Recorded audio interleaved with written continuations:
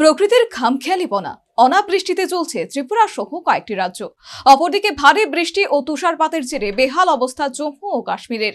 প্রাকৃতিক দুর্যোগের কারণে স্কুলগুলিতে ছুটি ঘোষণা করা হয়েছে।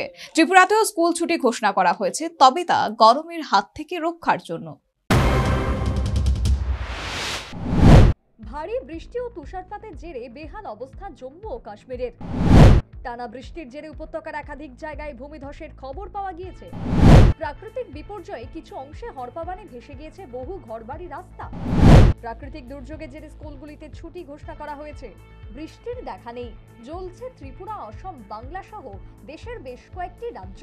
আর অন্যদিকে ভারী বৃষ্টি সহ তুষারপাতের জেরে বেহাল অবস্থা ভূস্বর্গ জম্মু ও কাশ্মীরের। টানা বৃষ্টির জেরে সেই রাজ্যের জলস্তর ব্যাপক বেড়েছে। ভারী বৃষ্টির সতর্কতা জারি রয়েছে কাশ্মীরে। এরই মাঝে উপত্যকার একাধিক জায়গায় ভূমিধসের খবর পাওয়া গিয়েছে।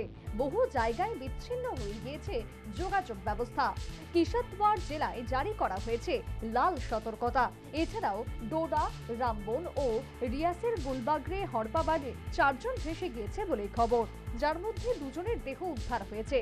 পাশাপাশি ভূমিধসের জেরে বাড়ি ভেঙে ও বাস খাদে পড়ে গত 2 দিনে 12 জন শিশু সহ 22 জনের মৃত্যু হয়েছে। রামবান জেলার জম্মু শ্রীনগর জাতীয় সড়কের প্রায় ডজনখানেক জায়গায় ভূমিধসের ঘটনা ঘটেছে, যার জেরে বন্ধ হয়ে গিয়েছে যান চলাচল। ধসের জেরে বন্ধ হয়েছে পুঞ্চ থেকে কাশ্মীরের সাথে সংযোগকারী মুঘল রোড। একই সঙ্গে গুলমার্গ সহ কাশ্মীরের অধিকাংশ পাহাড় বরফে ঢাকা পড়েছে। উত্তর ও মধ্য কাশ্মীরে তুষার ধসের আশঙ্কা বেড়েছে। তবে উত্তরে যখন প্রবল বৃষ্টি ও তুষারপাতে জনজীবন বিপর্যস্ত, তখন মধ্য ও পূর্ব ভারতে গরমের তীব্রতা আরো বাড়বে বলে জানিয়েছে আইএমডি। গাঙ্গেয় পশ্চিমবঙ্গে 3 দিন, ওড়িশা এবং বিহারে আগামী 2 দিন তাপপ্রবাহের লাল সতর্কতা জারি রয়েছে।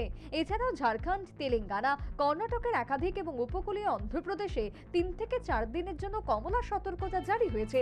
সব মিলিয়ে প্রাকৃতিক বৈচিত্র্যপূর্ণ ভারতে কোথাও ভারী বৃষ্টি তো আবার কোথাও তুষারপাতে জনজীবন বিপর্যস্ত, আবার কোথাও অনাবৃষ্টির কারণে হাঁসফাঁস জনজীবন।